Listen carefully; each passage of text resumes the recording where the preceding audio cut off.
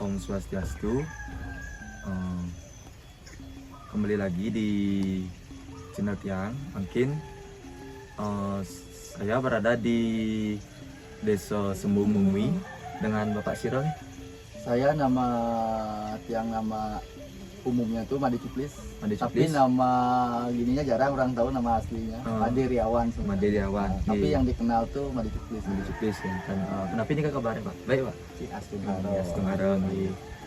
Niki kedatangan Tiang kemari untuk lebih tahu tentang Bapak Niki kan menternak madu kela-kela ya. Iya. Tiang lebih tahu untuk madu kela-kela niki. Awal mulanya kenapa ini Pak?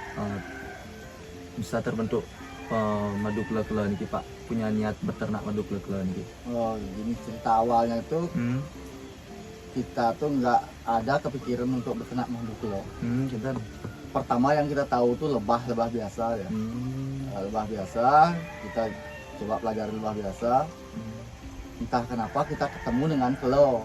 Itu termasuk dengan kan ikut dari lebah dia, bangsa lebah juga. Kok aneh rasanya, tahu memang kalau dari dulu tapi belum pernah ada yang beternak secara komersil kayak gini gitu. Dulu taunya cuma satu ya, satu jenis saja yang gabung sama lebah, akhirnya gagal karena lebah yang umum lebih gede dia.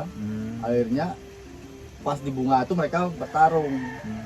Dulu hanya tahu tuh jenis lepi ya. Akhirnya lama kali lama karena perkembangan dunia medsos kita kenal dengan teman-teman yang di luar. Akhirnya tiap daerah itu baru yang tahu bahwa tiap daerah punya spesiesnya sendiri-sendiri. Oke, Dan semakin di dalam semakin banyak ada jenis-jenisnya lagi. Untuk Pak Niki, sane ternak Pak Niki jenis napi gini kalau Pak? Ini yang fokus kan sekarang jenis hetero Trigona Itama namanya.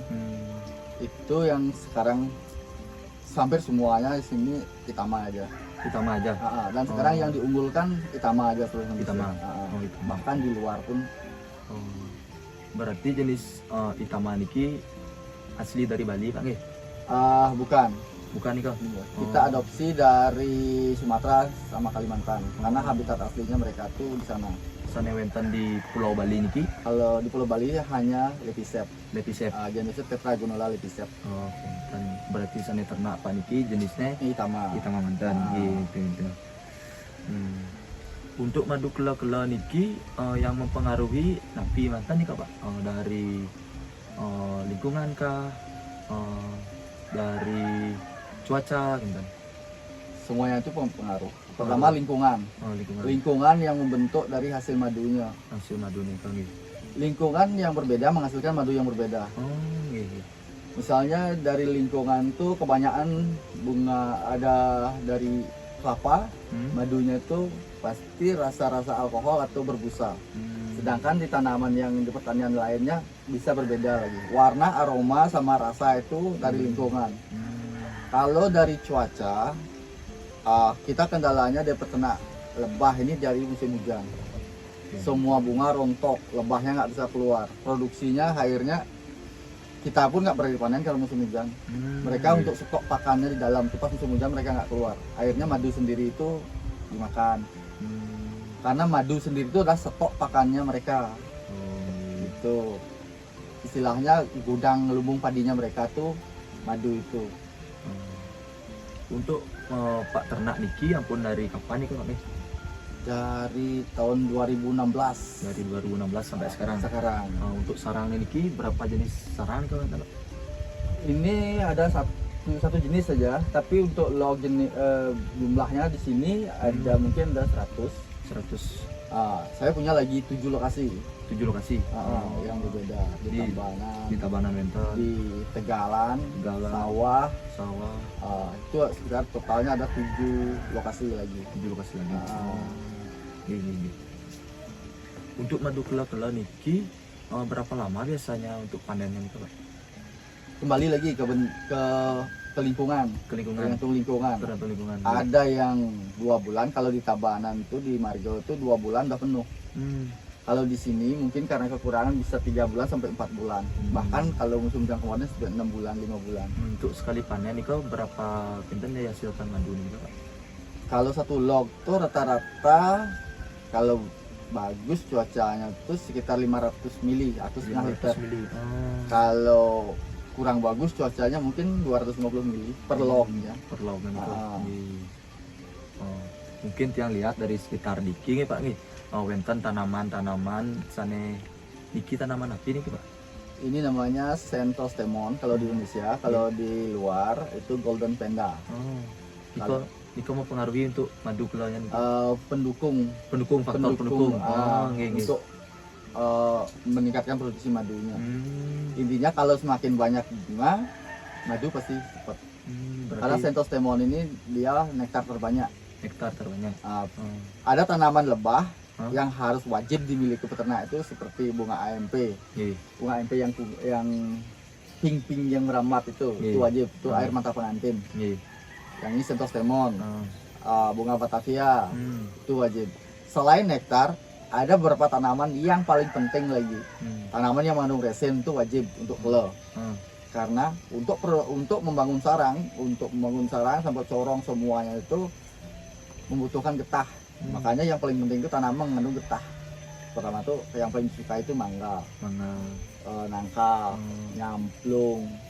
Ada banyaknya nih kayak apa namanya, dukun kayak gitu kan banyak mengandung getah. Itu penting sekali, lebih penting daripada nektar. Karena kalau nggak ada itu, gimana? Wadahnya nggak ada. Untuk membuat sarang nih kalau itu yang paling penting. Untuk Niki selanjutnya Pak tiang mekaken, boleh tahu nggak cara memecah koloninya nih Pak? Untuk memecah koloni itu ada banyak sistem. Setiap peternak itu punya caranya sendiri-sendiri. Dan setiap spesies itu punya pemecahannya sendiri-sendiri. Untuk madu sana Bapak produksi madu. Untuk jenis Itama ini ada yang pakai sistem pecah telur, tapi kemungkinannya 50-50. Ada kemungkinan berhasil, ada separuhnya gagal, ada keduanya gagal, mati total. Gitu. Mungkin ada lagi sistem yang lain, sistem bikin ratu baru. Itu secara teori, tapi belum dikembangin.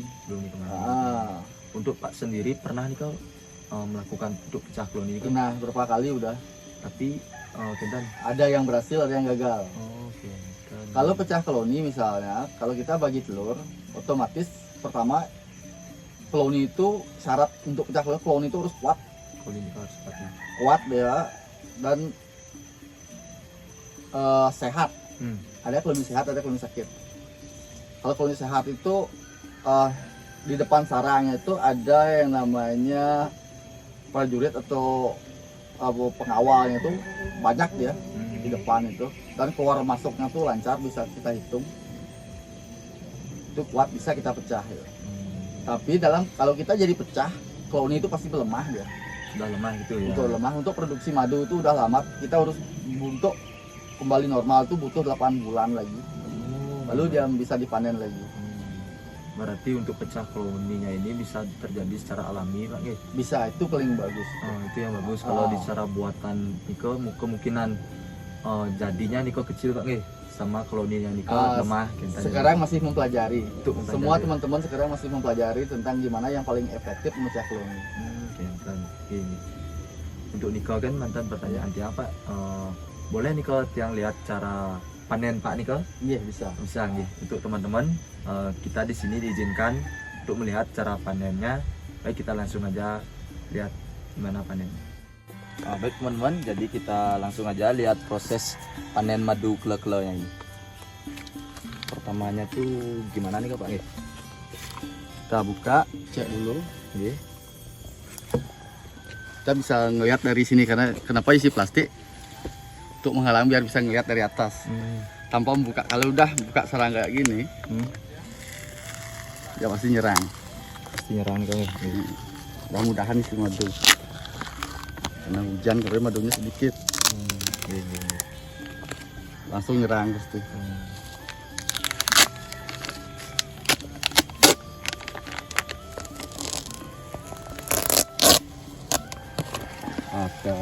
Diamin dulu. Habis itu didiamin dulu ya. Berapa menit? Biar dia keluar dulu. Oh berarti gak langsung dipanen itu gak Pak?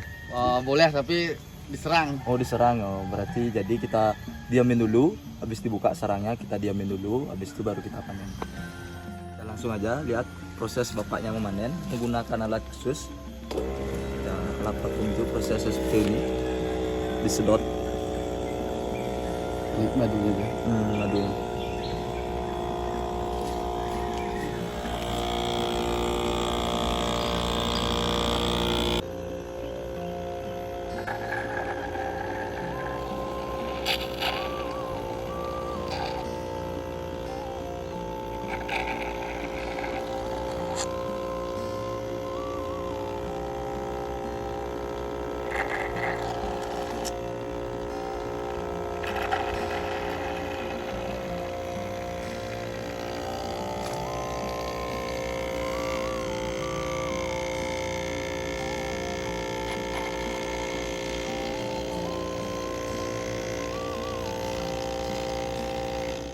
Setelah dilakukan proses pemanenan, kita langsung ke proses penyaringannya. Inilah proses penyaringannya.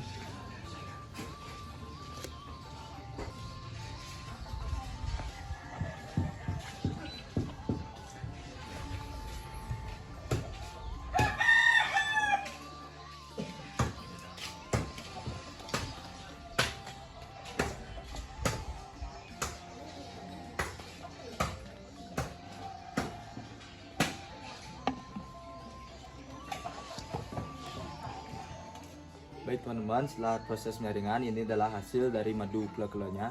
Jika kalian berminat, bisa datang ke Decuktivity Farm yang beralamat di mana Pak? Banjar Balangan, Mengui, Badung. Baik, sekian dari video ini. Terima kasih.